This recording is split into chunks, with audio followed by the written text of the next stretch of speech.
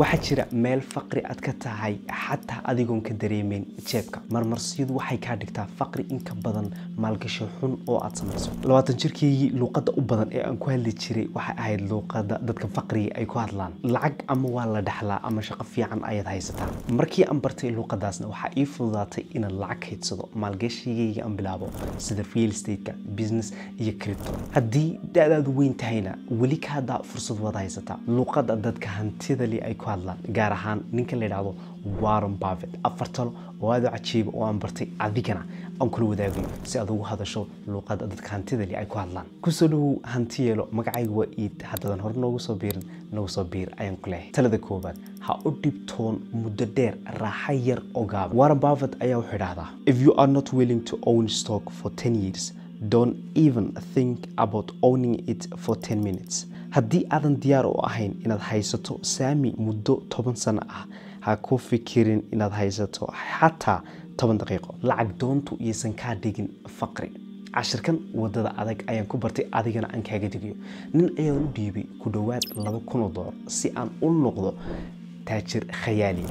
ugu dambaystina waad filan kartaa adiga laftarkaaga wax dhici doona second ayaan ku waayay 2,000 wax lacagana ma haynin balse ugu dambaystii warwar iyo walaac ayaa galay waayo lacagtaas agtayda waxay ka ahayd mid qiimo leh Warren Buffett wuxuu barayaa inaanan aqbalin xalalka degdega inagoo mustaqbalka dhibaato weyn la kulmi doono ama waqtigan la joogo ee cryptocurrency ama day trading ay caan ka yihiin ee dhalinyaro fara badan ay isku dayayaan inay meme coins ka trade gareeyaan ama shit coins trading ay sameeyaan ama stock market short term la maalgashanayo balse waqti xaadirkan ay wax walba bay yihiin degdeg lacag ku sameeyo adigu oo ugu dambaystii lacagtaad xataa maalgashanayso aad ku soo qaadatay ama hantidaada aad ku iibisay si mataqaan aad lacag u samayso ugu dambaystana ubadkaaga iyo familygaaga ay la dhibtoon doonaan dhibaatada iyo go'aanka aad gaadhay adigu hadii ay ka go'antay inaad xorriyad dhaqaale aad dhisato waa in aad barataa dulqaadka qorshaha dheer iyo inaad go'aanada u gaadhid mustaqbal dheer balse hadii aad kolba noqotid qofka diiradda saaraya trendsiyada cusub waxyaalaha cusub ee kolba la leeyahay lacag ayaa lagu sameyn doonaa waxaad lumin doontaa fursado fara badan oo mustaqbalka adiga lacag ka fiican ku siin kara balse waa hadii aad u bedesho aragtidan ah hadda taajir aragti ah mustaqbalka ayaan rabaa inaan noqdo qof hantiila ah waxaadna isweydiisaa sidee bay dunidu isku bedeli doontaa aniguna aan uga faa'iideysan karaya isbedelka dhici doona mustaqbalka anigana luqadii faqriga ahayd hadda taajir noqo waxay iga caawisay inaan u bedelo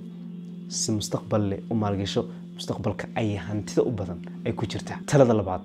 gabadhna kuma noqoto hal bil hooyo Warren Buffett ayaa wuxuu yiraahdaa you cannot produce a baby in 1 month by getting 9 women pregnant hal bil ah aaba kuma noqon kartid adigoo 9 dumar ah hal mar wada uureynaya si mid walbaaba ilmahaas hal bil ah u wado oraahdani waa oraah kaftan leh balse waxayna baraysaa in shay walba oo qiimo leh uu u baahan yahay waqti si uu u bislaado dadka badankooda waxa ka go'an inay degdeg natiijo u helaan iyagoo maanta raba inay ganacsi furtaan si ay berri taajir u noqdaan ama inay yiraahdaan lacagtan haddii aan halka yaalka geliyo waan hubaa inaan lacag ka sameeyo waayo qof kaleba lacag ayuu ka sameeyay guusha qof kale kama dhigaysan adiguna guulaysan doonto guusha saxdii waxay u baahan tahay waqti adigoon dadajinin adigoon hal mar 9 dumar wada u wareeynin faqrigu wuxuu jecel yahay go'aan la'aanta lacagtu waxay jeceshahay degdega hantiduna waxay jeceshahay samirka guusha tayaysan kuma timaado speed ee waxa ku timaada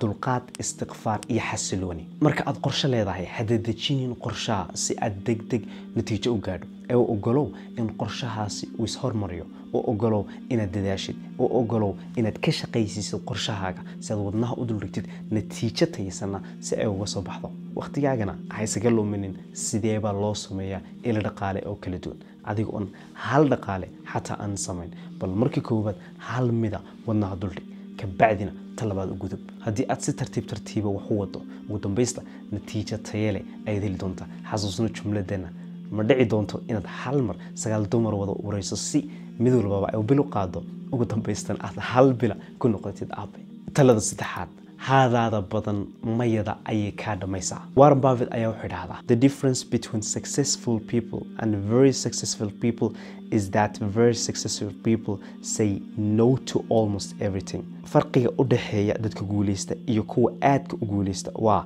kuwa aadka u guuleysta waxay idhaahdaan maya badana waxyaabo far badan. Warren Buffett wuxuu aaminsan yahay dadka aadka u guuleysta in ay garanayaan oo og yihiin xaqiiqdii waxa ay rabaan si aysan waqtigooda isaga lumin waxyaalaha aan muhiimka ahayn. dadka badankoodu jadwalkooda ay buuxiyaan si ay u dareemaan in ay mashquulsan yihiin. marka aad diiradda saarto hal shay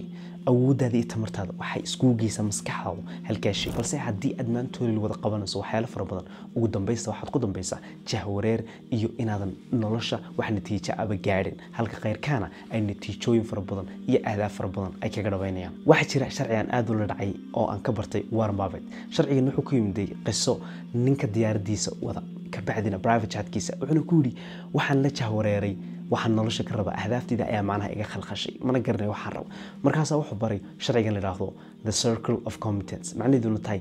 maxaad ku fiican tahay waxaad ku fiican tahayna diiradda saar ama wadnaha dul dhig, wixii kale ka soo hadhana waa mashquul ee mayadhe. wuxuuna la wadaagay ninkii diyaaradda u waday 3 talaabo adigana aan kula wadaagay. kow qor liis ka kooban waxyaalaha aad rabto inaad kaga dhabayso. 2 dooro hal ama 2 hadaf oo ugu muhiimsan. 3 inta kale si kalsooni leh ugu qor maya. waa sharci aad u cajiib haddii aad ku dhaqantana diiraddaada iyo tamartaada buu kuu soo koobi doonaa si aad hal shay ama 2 shay diiraddaada saarto. talada afraad wax walba oo dhaldhalaalaya ma ahan demon. Warren Buffett ayaa wuxuu dhahdaa risk comes from not knowing what you are doing. khatartu kama timaado oo keliya waxyaabaha aad samayso,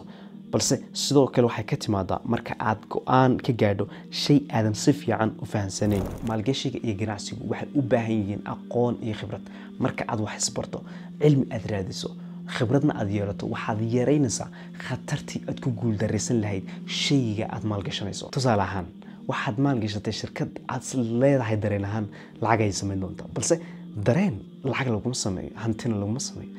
wax loo qastiyay oo si fiican loo baaray ayaa lacag lagu sameeyaa. markaas in khatar ku jirto. dhanka kale waxaad samaysay ka hor intaadan shirkadii maalgashan ba waxaad soo raadisay qaabka businesska ugu dhisan yahay, dhaqaalahooda qaabka u maareeyaan, aragtidooda sida ay tahay. hadda